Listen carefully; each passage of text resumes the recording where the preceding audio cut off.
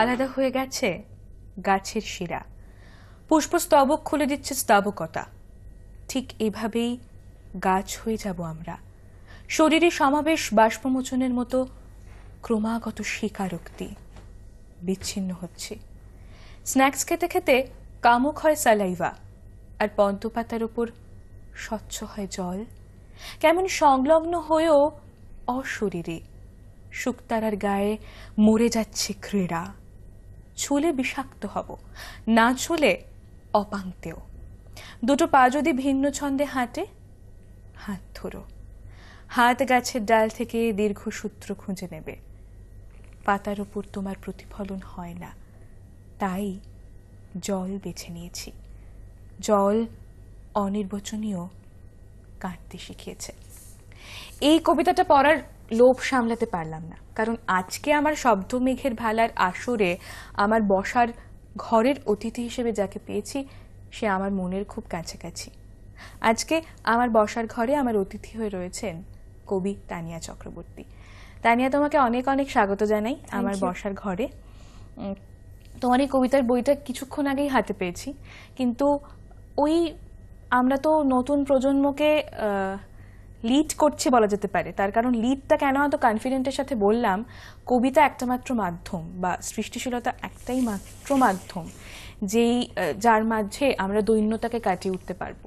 একদম। আর তাই জন্যই তোমাকে আমার সাথে পেয়ে খুব ভালো লাগছে। আমারও খুব ভালো লাগছে। তুমি এত সুন্দর করে কবিতাটা পড়লে আমার যেন মনে হলো এটা কি আমার লেখা, অন্যরকম মাত্রা পেল। তোমার কবিতা তো আজকে শুনবই, তার সাথে তোমার সাথে কিছু কথা ভাগ করে নেব। অবশ্যই তুমি আমার সাথে ভাগ করে নেবে তোমার মনের কথাগুলো কবিতার মাধ্যমে আর আমাদের আড্ডার। আজকে এসে এখানে খুব ভালো লাগছে, পরিবেশটা একদম কবিতাময়, এত সুন্দর সাজানো স্টুডিও। মানে আমাকে আর ভাবতে হচ্ছে না যে এটা একটা আমাদের কৃত্রিম চারিতা, একদম মনে হচ্ছে সহজাত, স্বতঃস্ফূর্ত। যেমন সুন্দর তুমি কথা বলো তেমন সুন্দর তুমি লেখো। তোমার একটা লেখা শুনে আজকের পর্বটা শুরু করি। একদম। আমি বইয়ের কবিতা পড়ছি না, এমনি সদ্য লেখা একটা কবিতা পড়ছি। কবিতাটার নাম ভিন্ন উদ্ভিন্ন। এসো কোনো গাঢ় ঘরের কোচকানো দেয়ালে এসে ভাবো আমায়। পলকের প্লাবিত রঙে কোনো রাস্তার মাঝে এসে বলেছিলে, ভালো না বাসলে এই মাঝখানে খুঁড়ে দেব কবর। তারপর যে জল বেরোবে তা হাহাকারের। কোনো জ্যোৎস্না রাতে মেঘের অভিমান দেখে বলেছিলে, ভালো না বাসলে কলকের ছিলিম হয়ে প্রিয় গাছের কার্নিশ হব। সেদিন নষ্ট হয়েছিল ভরপুর গাছের বীজ। অর্ধ নারীশ্বরের বুক বেয়ে উঠে এসেছিল অবোধ শিশু। প্রেম ক্ষমার্হ হয়নি আর। চারণ ক্ষেত্রে ঝড় ছিল না, আভাস ছিল। কোকুন কেটে এসেছিল বিষাক্ত মদ। চীনা বাদামের রঙে ঘুমন্ত গাছ হয়ে গেল ছাই। রাস্তার মাঝখান থেকে জলের বদলে বেরিয়েছিল রাবিশ। সেদিন থেকে সমস্ত ভাষা আমাদের পার্বত্য হয়ে গেল। আমরা থাকলাম ভিন্ন উদ্ভিন্ন। অসাধারণ লেখো, তোমার লেখার মধ্যে একটা আলাদা ছোঁয়া পাচ্ছি। আচ্ছা, মানে যে বোধটা আসলে আমাদের বসার ঘরে অনেকে এসছেন যারা এই কথাটাও বলেছেন যে নতুন প্রজন্মের মধ্যে খুব একটা কবিতা বা আবৃত্তি বা শব্দের ভিড় দেখতে পাই না। একদম, এটা অনেকের। তুমি সেই নতুন প্রজন্মেরই একজন হয়ে এত সুন্দর করে যে ভাবছো, এবং এই কথার সূত্র ধরে তোমাকে একটা কথা জিজ্ঞেস করব, তোমারও কি এটা মনে হয় যে নতুন প্রজন্মের মধ্যে সেই কবিতার ভিড় বা শব্দের আলোড়ন খুব কম? না, আমার সেটা এটা কিছুটা আপেক্ষিক। কেন বলছি, তার কারণ হচ্ছে অনেক ক্ষেত্রে এটা পরিবেশের ওপরে প্রভাব, পরিবেশটার উপর, মানে কে কি ধরনের পরিবেশের মধ্যে রয়েছে, কে কি ধরনের যাপন করছে জীবন, কার চিন্তাধারা কি ধরনের। কেউ যদি খুব অ্যাম্বিশাস হয়, খুব টেকনিক্যাল ভাবে জগৎটাকে নেয়, তার ভিতরে কবিতা নাও আসতে পারে। আমি যেমন একটা কথা খুব বলি, আমি তো যন্ত্র না, তাই আমার যন্ত্রণা আছে, আর সেখান থেকেই কবিতা আসে। এই প্রসঙ্গে আমি বলছি, আমার একটা কবিতার লাইন আছে, আমি যন্ত্রণা বাঁচাই।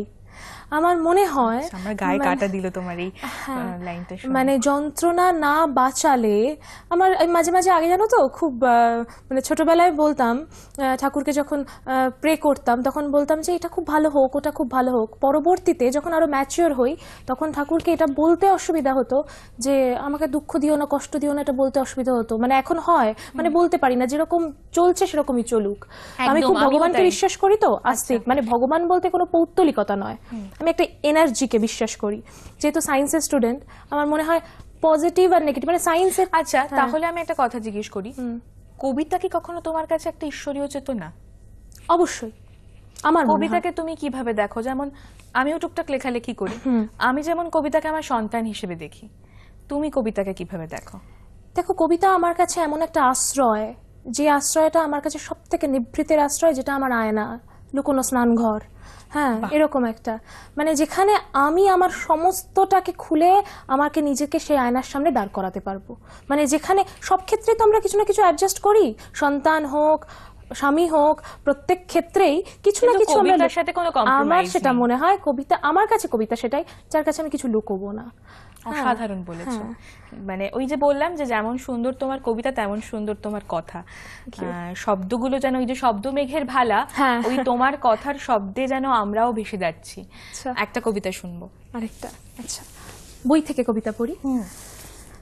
আমার বইটা, হ্যাঁ তোমার বইয়ের কথা একটু শুনি, মানে বইটা কবে প্রকাশিত হলো? মানে বইটার ক্ষেত্রে একটা বলি, বই যে বের করার খুব ইচ্ছা ছিল তা নয়। আসলে আমি খুব ছোট থেকে কবিতা লিখতাম, বিতর্ক লিখতাম, এবিপির 19-20-তে খুব বিতর্ক লিখতাম নিয়মিত আর কি। তো তারপর কাকতালীয়ভাবে শঙ্খ ঘোষের সাথে সংযোগ হয় এবং উনি আমাকে প্রথম বলেন কবি শ্যামল কান্তি দাসের কবি সম্মেলনে লেখা পাঠাতে। ওই সেই 2011-তে কবি সম্মেলনে লেখা প্রকাশিত হলো। তারপর থেকে কবিতার ছোঁয়ায় আর কি আছে, এবং এই বইটাও পাঠক থেকে বেরিয়েছে এবং এটাও অনেকখানি বলা যায় যে শ্যামল দাদের মানে অনুপ্রেরণাতেই আর কি। আমি খুব মনে হয়েছিল না যে আমি খুব একটা ভেটেরান, খুব একটা অ্যাডেপ্ট, এখনই কবিতাগুলো প্রকাশ হওয়া দরকার, কিন্তু দেখলাম যে না, সবাই খুব সাগ্রহে গ্রহণ করেছে। বাহ। আমি একটা কবিতা পড়ছি। আমি সাধারণত আমি খুব একটা ফেমিনিস্ট নই, নারীবাদী নই, কিন্তু অন্যায় আমার কাছে খুব অন্যায়। আমার মনে হয় না কোনো একক গ্রুপ হয়ে কিছু করা যায়, কিন্তু যেটা অন্যায় সেটা অন্যায়। কবিতার নাম ত্রাস। হয়তো এখনকার শব্দের অলঙ্করণ থেকে একটু আলাদা। বাহ, বলো।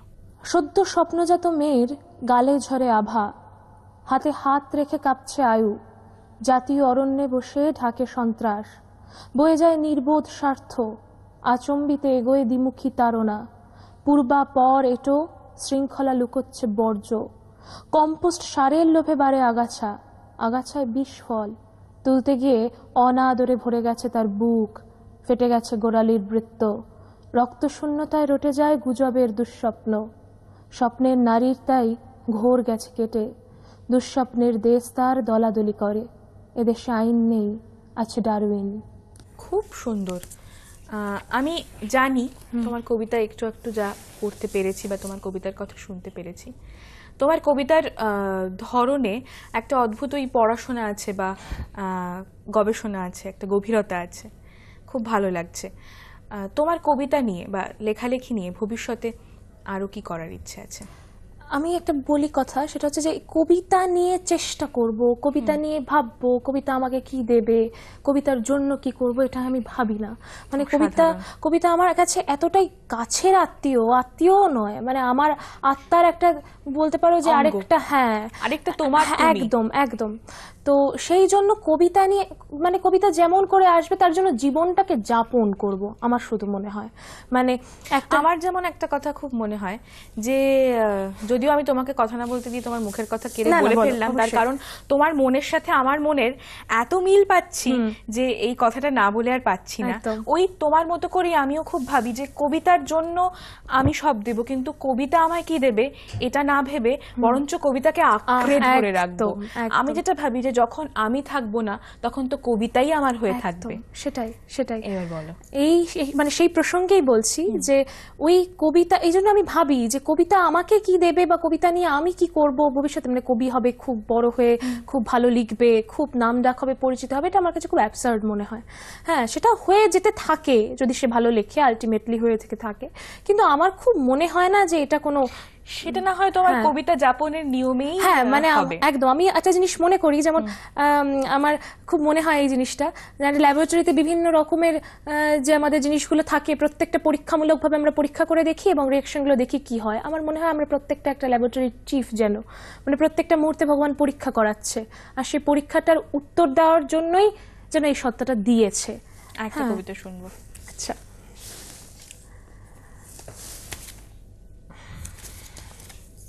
তোমার কবিতা শুনবার লোভটা সামলাতে পারছি না, তাই বারবারই কবিতাতে ফিরে যাওয়া। আমার খুব ভালো লাগছে, নিজের প্রশংসা শুনতে ভালো লাগে, সে যতই কেউ নির্মোহ ভাব দেখাক। হ্যাঁ, কবিতার নাম এসো।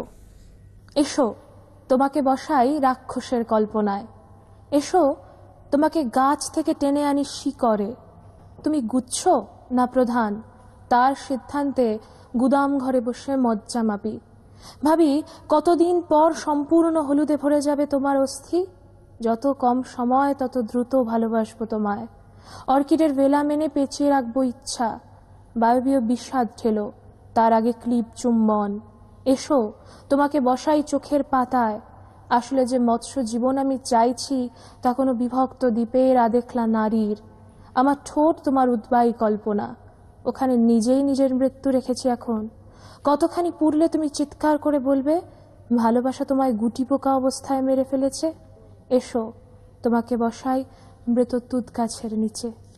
অসাধারণ, তোমার কবিতার মোহে, তোমার কবিতার ছোঁয়ায় কবিতাময় হয়ে উঠছি। কিন্তু এই কবিতাময় যাত্রাটা আমাদের চলতে থাক, মাঝখানে একটা বিরতি নিয়ে নি।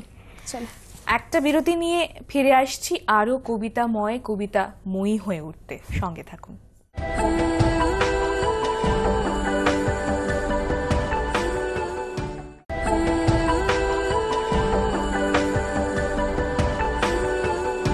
কবিতার হাত ধরে, শব্দের হাত ধরে, আর আমার অত্যন্ত প্রিয় বন্ধু, হ্যাঁ ইতিমধ্যেই আমার খুব কাছের বন্ধু হয়ে উঠেছে, আমার মনের কাছাকাছি আজকের বিশেষ অতিথি কবি তানিয়া। একটা কবিতা দিয়ে শুরু করি। আসলে আমাকে মৃত্যু খুব ভাবায়। আচ্ছা, ভাবায় বলতে আমি দেখেছি খুব একদম পছন্দের মানুষদের চলে যেতে দেখেছি। হ্যাঁ, সেগুলো আমাকে খুব আক্রমণ করেছে। আর আমার না কখনো মনে হয় না কবিতা একটা সূত্র। হ্যাঁ, আমার মনে হয় কবিতা হচ্ছে এমন একটা জায়গা, অনেকে বলে না যে ছন্দ ছাদ, হ্যাঁ অবশ্যই সবটা জানা দরকার, জেনেই তবে তাকে অতিক্রম করা যায়, কিন্তু কোনো সূত্রের মধ্যে কবিতাকে বাঁধা যায় না। একদমই তাই। তো এই কবিতাটার নাম মৃত্যুকালীন। বলো। সিঁড়ি বেয়ে স্বর্গের সামনে দাঁড়িয়েছে কিছু মৃত মানুষ, কারোর হাতে অভিশাপ মাখা উচ্ছিষ্ট লিঙ্গ, কেউ স্তব্ধ হয়ে ব্যথা মাপছে, প্রত্যেকে প্রকৃত পোস্টমর্টমহীন, গুচ্ছ গুচ্ছ কালো গোলাপের গন্ধ নিয়ে কাঠকয়লার আশীর্বাদে দাও দাও জ্বলছে স্তন, মৃত্যুকালীন মিলনের প্রতিযোগিতা, দড়ি পাকিয়ে সকলে আত্মহননের প্রদর্শন করছে, যারা জিতবে তারাই কেবল ইউক্যালিপটাসের সঙ্গে জোনাকির মিলন দেখবে, মহা জানে চড়ে পৃথিবীর ঋতুকে নিয়ে যাবে স্বর্গে, এদের মুখে বিচ্ছেদকামী নারী পুরুষের জীব, এরপর মধার সব সিধু রক্ত সুরা দিয়ে ঘোর মাফিক হাঁটতে হবে রাস্তার মাঝখানে, যেন ঠিক স্বর্গ নরকের সীমারেখা। আর একটা কবিতা শুনি। আচ্ছা, ওই যে বলছি যে তোমার কবিতা শব্দগুলো আমাকে এত বেঁধে রাখছে, সেই বাঁধন থেকে আমি বেরোতে পারছি না। কবিতাটার নাম অধিকার। বলো। প্রজনন কলায় ফুটে ওঠে ফুল, তালু থেকে ধসে যায় অনুরাগ, পৃথিবী দেখার আগেই শুরু অমরা নির্বাচন, অবকাশে দেখো প্রতিযোগিতায় মধুমাস, কেউ ছুটছে মধুর জন্য, কোথাও ঝরছে মোমের অশ্রু, ধারালো সময়ের বোবা ক্রোধে ভাগ্যরেখা হাতের চেটোতে চুমু খায়, মেঘের খণ্ড সর্বাঙ্গ ভেজালে সূর্য বলে সবটুকু জল আমার ভাগের। খুব সুন্দর। ওই যে কবিতা এমন একটা অনুভূতি যেটা ছোট ছোট কবিতার মধ্যেও শব্দের গভীরতায় একটা গভীর নিবিড়তায় বেঁধে দেয়। একটা কবিতা শুনবো। আরেকটা। আচ্ছা, কবিতাটার নাম কাঠপুতলি। গেরুয়া বসনের সে অনুকৃতি, সে বাধ্য করায় হার খেতে, ভিন্নমুখ রসে শাখের করাত হতে হয়। দীর্ঘদিন শর্করা রুগীর অতৃপ্তিতে সেতু বন্ধ বানিয়েছি। এখন কাঠপুতলিরা পেরেকের মার খেতে শিখে গেছে। কপালে খোদাই টিপ, গলার মাৎসর্য ভঙ্গে ঘরে কেউ কেটা। পুরুষের বাড়ি মেসোপটেমিয়া, নীল নদ, একজোড়া চুমু আর জমি নিয়ে বিবাহ হয় বেলে মাটিতে। ওরা আমাদের কাঠপুতলি বলে, পতিত বা আবাদ যাই হই। খুব সুন্দর। আচ্ছা, এই প্রসঙ্গে আমাকে বলো, তোমার কি সবসময় ছোট কবিতা লিখতে ইচ্ছে করে, না, না আমি- কবিতার নিয়মে সে বেড়ে ওঠে? একদম কবিতার নিয়মে। আচ্ছা, মানে কি প্রভাব আমাকে আক্রমণ করলো, কি শব্দ। এমন সময় হয় যে একটা শব্দ আসলে সে দরজায় টোকা মারলো যেন, হ্যাঁ সেটা আসলো, সেটা যদি সেই মুহূর্তে তাৎক্ষণিকভাবে যদি লিখতে শুরু করি, সেটা একটা ধারাবাহিকভাবে স্রোতের মতো আসতে পারে। হ্যাঁ, এবং একটা জিনিস আমি শিখেছি আস্তে আস্তে, যে কবিতাকে ফেলে রাখতে হয়, হ্যাঁ তাকে বাড়তে দিতে হয় নিভৃতে। আচ্ছা, তারপরে সেটা পড়লে আমি অনেকটা দূরত্বে চলে গেলাম তার থেকে, মোহটা একটু ভঙ্গ হলো। হ্যাঁ, তারপরে যদি কবিতাটাকে আমি নিরপেক্ষ পাঠকের মতো পড়ি, এটা অনেক বড় কবিদের কাছ থেকে শেখা এবং শোনা, তো সেটাকে কাজে লাগাই। সেক্ষেত্রে কবিতা অনেকটা বিচার করা যায়। তোমার কবিতা শুনতে শুনতে, তোমার কথা শুনতে শুনতে, তুমি যেরকম বললাম ওই কথার বাঁধনে আমাদের বেঁধে রেখেছো, তেমনি সত্যি সত্যি কবিতা প্রসঙ্গেও অনেক কথা জানা যাচ্ছে তোমার কাছ থেকে। আমাদের যেমন শব্দমেঘের ভালা, তেমন যথার্থ অর্থেই আমরা শব্দমেঘের ভালাতেই আনাগোনা করছি। একদম, তোমার সাথে কথা বলতে আমার খুব ভালো লাগছে, কারণ তুমি খুব সুন্দরভাবে একটা মানে ধারারেখ কমিউনিকেট করছো। হ্যাঁ, মানে আমি মানে ওয়েভলেন্থটা মিলে যাচ্ছে, ওই জন্য খুব ভালো লাগছে। বললাম শুরুতেই যে যেহেতু আমারও সন্তান বা আমারও সবটাই কবিতা, সেটা কবিতা পাঠই হোক বা লেখাই হোক, তাই জন্য তোমার আর আমার ওই একাত্মটা বড্ড ভালো হয়েছে। তার জন্য এইটুকু সময়ের মধ্যেই তুমি আমার খুব কাছের জায়গায় জমজ হয়ে গেছো। একদমই তাই। আরেকটা কবিতা শুনি। আচ্ছা, আমি এখান থেকেই পড়ছি। হ্যাঁ, পড়ো। একদম নতুন কবিতা বললে বলে এটা শোনাচ্ছি। আচ্ছা, কবিতাটার নাম চর। এক বসন্তের দুপুরে ঈশ্বর তীব্র চর কষালেন। সেল্টিক সুর আর পর্যাপ্ত নিলামির আওতায় মরুভূমির ঝড় থেকে নামলাম চোখের তটে। সে এক খাড়া পথ, উন্মাদ ট্রেন। মৃত্যুর অনশন নিয়ে এসেছিলেন ঈশ্বর। চর মেরেছেন বলে নিজেই নিভৃতে আদর করেন এখন। অস্বচ্ছ সেলুলয়েড থেকে নামি 3G আলোয়। নান্দনিক গুহায় অজস্র ভাষা নিয়ে ঘুরছে পিঁপড়ে। পুরাতন গ্রিক মিথে জন্মের 4 দিন পর দেবতার মতো নিজের চাটাই খুঁজতে বেরোয়। দেশীয় ঈশ্বর এসে নাভি আরক্ত করেন। পাতালে এসে ভুল প্রেম করি, সে আমার গলার তন্ত্রী কামড়ে নেয়। বিভক্ত হতে পারিনি বলে কোমল স্বরে এসে সে খসে। দূষিত অলংকার হয়ে যুগের জাঙ্ক নাম দিয়েছি তাকে। ফাটা আয়নায় লুকিয়েছি পুরুষের নিষ্ক্রিয় বুক। চোরা স্বপ্নে মোরা নখের আঁচড়ে, কান্নায় ঘুমন্ত পিতৃ অবয়বে অজানা মেরুদণ্ড খুলি। কোথাও একটা দোলনা যদি পাই। অসাধারণ। আমরাও যদি কোথাও একটা অবকাশ পেতাম একে অপরের সাথে নিভৃতে কবিতা নিয়ে আলোচনা করতে, একদম আমরা এরকম একটা অবকাশ পেয়েছি, কিন্তু তবুও যেহেতু আমাদের স্টুডিওতে বসার ঘরের আড্ডাটা সময় জমে উঠেছে, কিন্তু সময় সাপেক্ষ, তাই জন্য একটা বিরতি নিয়ে ফিরে আসছি। একটা বিরতির পর ফিরে আসছি আমাদের বসার ঘরের আড্ডায়। শব্দমেঘের ভালায় চড়ে আজ সত্যি সত্যি ভালায় ভাসছি যেন।